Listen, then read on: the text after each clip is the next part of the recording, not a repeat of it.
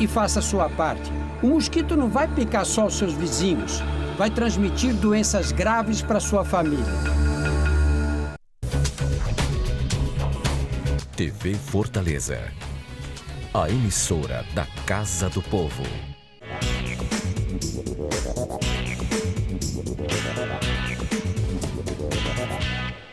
Meu nome é Plácido, eu nasci na cidade de Iguatu.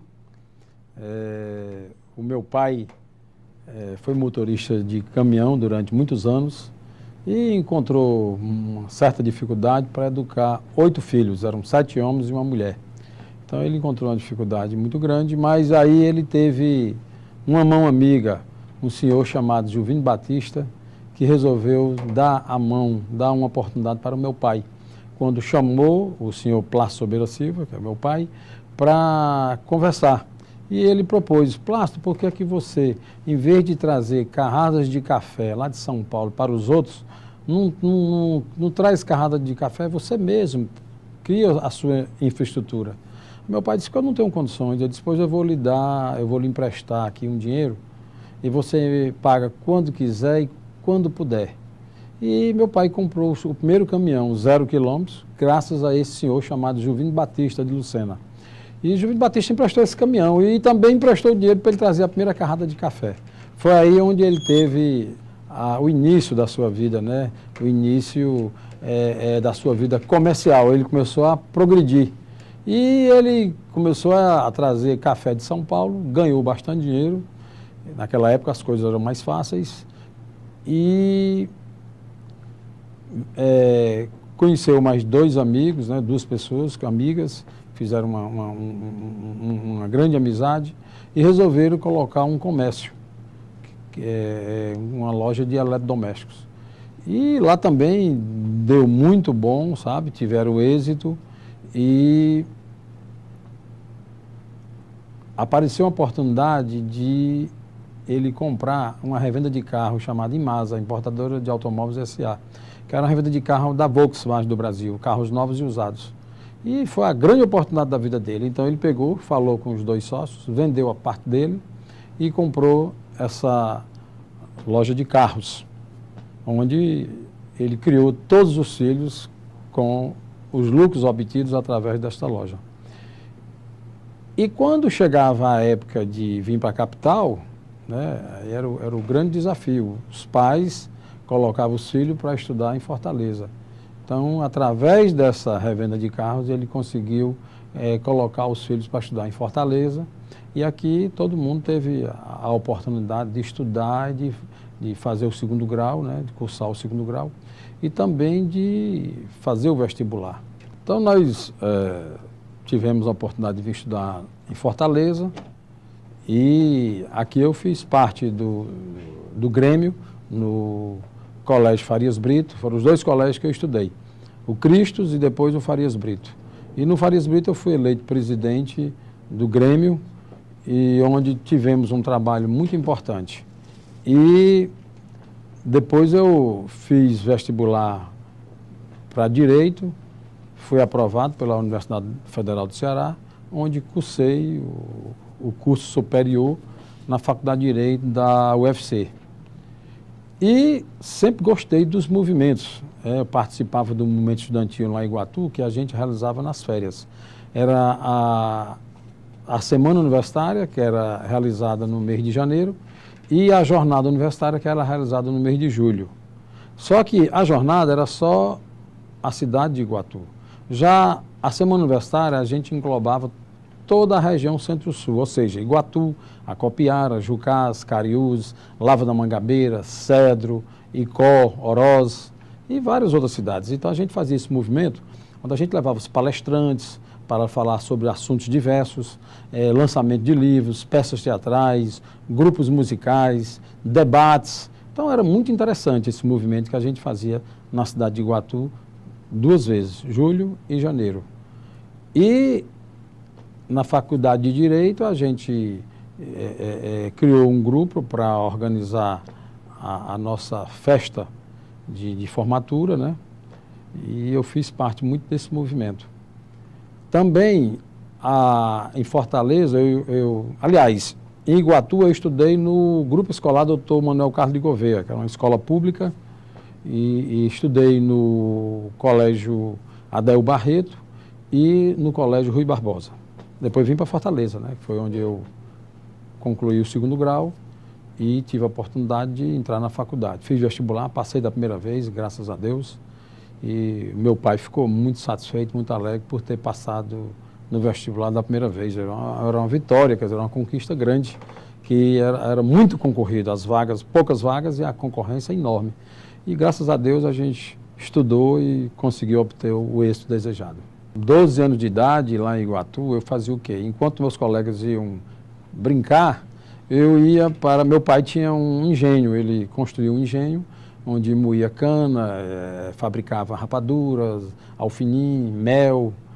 E eu, pequenininho, já com o exemplo do meu pai, comecei a ser um pequeno comerciante, quer dizer, eu mandei fazer umas formas de rapadura pequenininhas, eu ia todo dia, 5 horas da tarde, papai ia para a fazenda, e ele, minha mãe e eu acompanhava e eu fazia alfinim, rapaduras, batidas, e eu pegava esse material, juntava a semana todinha, quando era sábado, eu ia para a feira livre e ficava vendendo lá, quer dizer, o menino velho, de 12 anos de idade, eu já era preocupado, né, já era um pequenininho comerciante, né, aprendi com meu pai a ser comerciante.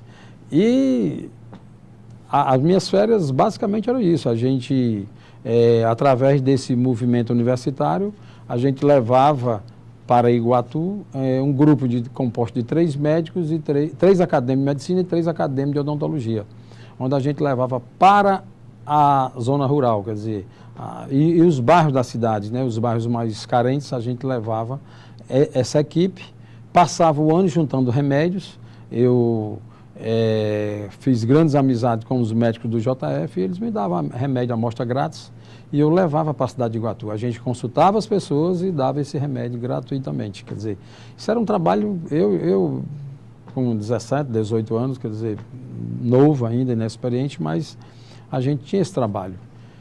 E na cidade de Fortaleza a gente começou a participar também de alguns movimentos na periferia da cidade. Foi onde a gente conseguiu implantar o projeto Esperança Verde, onde a gente conseguiu, lá em Iguatu, nós fundamos a Fundação Praça Obreira, né, que meu pai deu início, e eu dei continuidade e trouxe o trabalho da fundação, que ela é estadual, também trouxe aqui um núcleo para a cidade de Fortaleza. Através desse trabalho comunitário que a gente desenvolvia na cidade de Iguatu, teve até uma época lá, uma seca muito grande, nós tivemos época de cheia e época de seca. Teve as enchentes, onde meu pai ia lá ajudar as pessoas e ele sempre me levava. 7 homens e uma mulher, quer dizer, 8 filhos. Então, eu sempre acompanhava meu pai.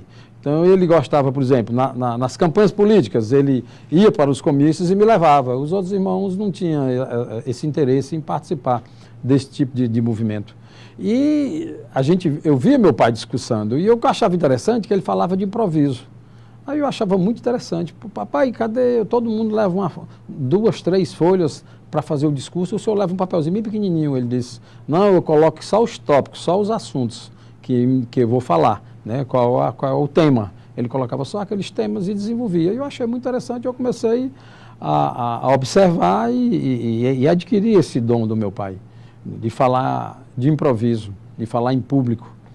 E nós fizemos um movimento grande na seca que houve lá em Iguatu. Eu menino velho, com 14, 15 anos, a gente veio aqui na antiga LBA, que não existe mais, a gente conseguiu 5.000 cestas básicas de alimento. Todo mundo ficou admirado. Pai, como é que pode? O prefeito foi, não conseguiu, o deputado foi, o ano tal não conseguiu, um menino velho desse conseguiu. Então ficou todo mundo admirado. Isso não devia ser político, devia ser deputado, devia ser vereador.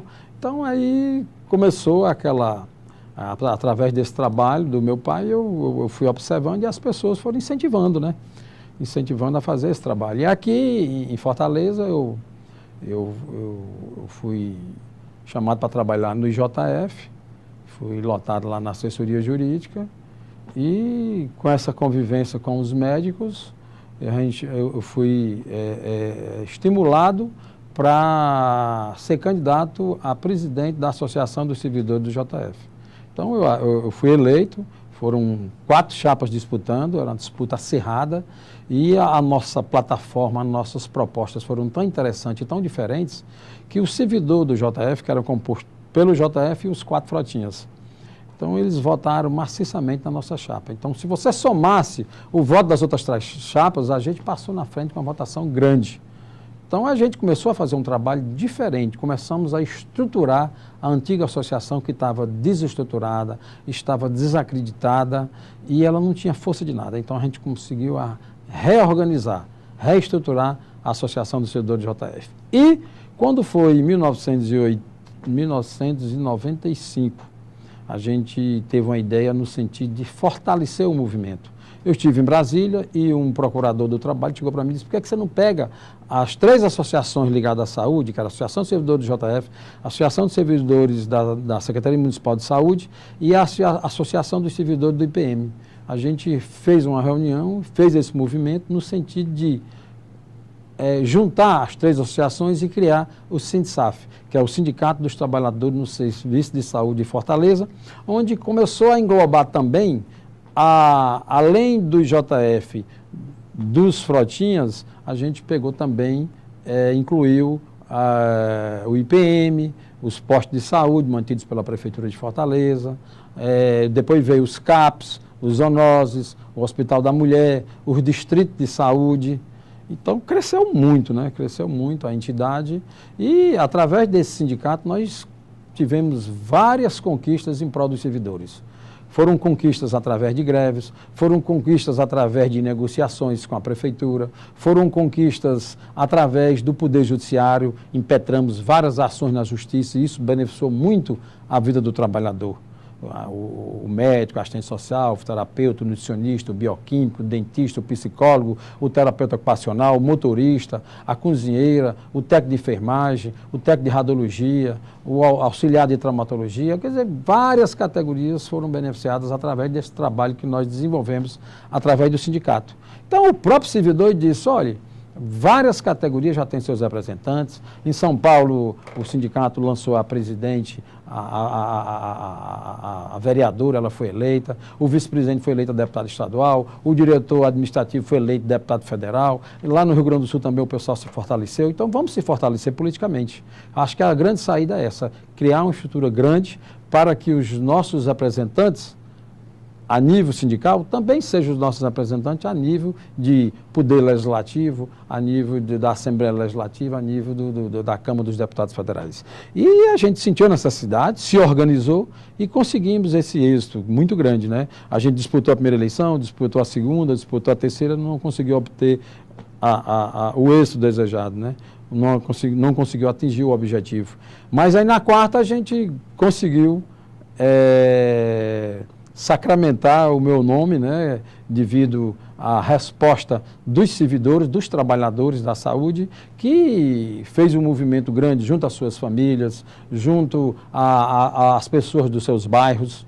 Então, muitos servidores me convidavam para ir a uma reunião no seu bairro. E esse foi um elo, né, de ligação muito grande que ainda hoje eu mantenho. Nesse segundo mandato, né, que eu fui eleito agora vereador de Fortaleza pela segunda vez, nós temos grandes desafios. Já começamos aí com questões polêmicas, onde o país enfrenta uma grande crise econômica, onde todos os setores, tanto na área privada como na área pública, se fala em crise, crise mais crise. Então, eu acho que o grande desafio é encontrar saídas.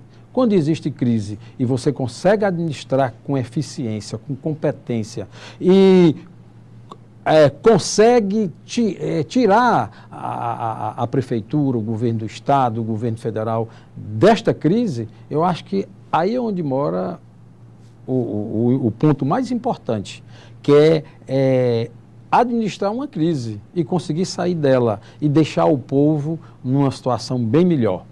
Então, nós estamos vendo o quê? São Paulo reduziu 5 secretarias. Rio de Janeiro tinha 24 secretarias, está com 12. Recife conseguiu reduzir 10 secretarias. Arapiraca, interior de Pernambuco, conseguiu reduzir 9 secretarias. E várias outras cidades e várias outras capitais, o gestor público municipal investiu em quê? na melhoria do serviço público. Mas nessa melhoria, ela teve que ter o quê? Ela teve que ter fusão de secretarias, ela teve que ter extinção de secretarias e cortar na própria carne.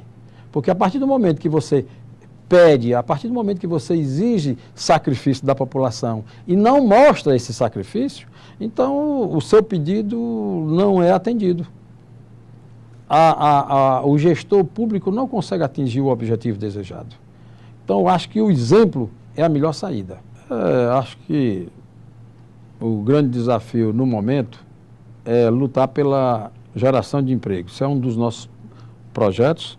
Nós vamos conversar com o prefeito, nós tivemos uma reunião com todos os vereadores e o chefe do Poder Executivo, e ele disse que ia chamar, convidar, convocar todos os vereadores individualmente para conversar. E os pedidos coletivos e individuais seriam atendidos. Então, uma das nossas solicitações é exatamente a instalação de fábricas de pequeno e médio porte nos bairros de Fortaleza, com o objetivo de gerar empregos. A nossa juventude está completando 18 anos, está na idade de trabalhar e nós não temos emprego. Eu acho que é uma missão importante para os vereadores de Fortaleza, para o chefe do Poder Executivo, é gerar empregos para a nossa juventude, gerar emprego para os pais de família. Tem muita gente aí desempregada, precisando, querendo uma oportunidade, e eu acho que a grande saída seria o quê? Instalação de fábricas de pequeno e médio porte, fábrica de botões, fábrica de componentes eletrônicos, fábrica de ventiladores, fábrica de confecções, fábrica de serigrafias e vários outros tipos de fábricas podem e devem ser instalados na cidade de Fortaleza. E eu acho que um projeto também muito interessante que eu apresentei no outro mandato que eu exerci é exatamente a proibição das telhas de amianto. O projeto foi aprovado, foi para o gabinete do prefeito para colocar um número, que tem que ter lei, número tal. Então, até hoje não foi colocado esse número e nem foi publicado no Diário Oficial esse projeto. E ele é importante porque ele retira de uma vez por toda a utilização de telhas de amianto. Já foi proibido em São Paulo, no Paraná, em vários outros estados, e não se utiliza porque ela causa câncer às pessoas. Então nós vamos cobrar do prefeito a numeração e a publicação no Diário Oficial desse projeto relativo às telhas de amianto. Sobre a família, eu tenho uma mulher muito importante, eu acho que tem um ditado popular que diz que por trás de um grande homem sempre existe uma grande mulher. E minha mulher é uma mulher formidável, participou desta campanha ativamente, me ajudou, meus filhos, a Raíssa e o Plácido Neto, me dão orgulho. E sempre que possível a gente sai, porque sabe como é a vida de político, a gente tem 1001 compromissos. Uma reunião, uma solenidade, um seminário, uma palestra, um casamento, um batizado, as pessoas que votaram com a gente convidam sempre para participar de uma determinada festa, de uma determinada solenidade. E às vezes a mulher e os filhos podem participar, muitas vezes não. E o pouco tempo que a gente tem para se divertir, a gente vai à praia, a gente vai a um cinema, a gente vai ao shopping, ou então faz um churrasco em casa, na casa da sogra, na casa de um irmão. A gente sempre, a família da minha mulher, ela sempre está criando uma maneira, uma oportunidade de reunir a família. E isso é bom. É aniversário do sogro, da sogra, do irmão, do primo, do sobrinho. A gente sempre está criando uma oportunidade para estar junto, porque a vida da gente é rápida, é curta. Então a gente tem que aproveitar esses momentos de lazer, esses momentos que a gente pode se encontrar não só no Natal. É um aniversário, é um casamento, é um batizado. Às vezes chegou um sobrinho, um irmão que mora em outra cidade. A gente sempre inventa alguma coisa, ou um churrasco, ou um almoço, para a gente reunir a família. Isso é importante. Em primeiro lugar, eu quero agradecer a Deus, eu quero agradecer a minha família pela paciência, que eu conversei já com vários colegas e todos dizem que as mulheres, os filhos reclamam da ausência do pai no lar, né? Porque a vida de político realmente é muito agitada. É um corre-corre, corre para um lado, corre para o outro, está sempre ocupado. E essa paciência, essa participação da família na vida da gente é importante. Então eu agradeço a Deus, agradeço a minha família, agradeço os amigos, agradeço as pessoas da periferia da cidade de Fortaleza, dos bairros onde a gente foi votado, que todo mundo se engajou, né, nessa luta para obter o objetivo desejado, que foi a vitória. Então, eu agradeço a vocês da imprensa, que têm dado uma contribuição muito importante, porque sem a imprensa nós não conseguiríamos chegar com mais rapidez até as comunidades. Hoje, rádio, jornal e televisão, e também temos agora também as redes sociais. E isso é muito importante, porque é a oportunidade que nós temos de conversar com o eleitor, de agradecer, de debater, de participar da vida social dos bairros na cidade de Fortaleza. Então, é só agradecimento mesmo e Deus, que é o mais importante, que sem Deus a gente não é nada.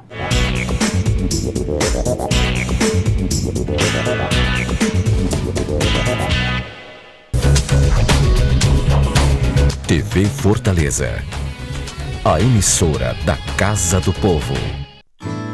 Chegou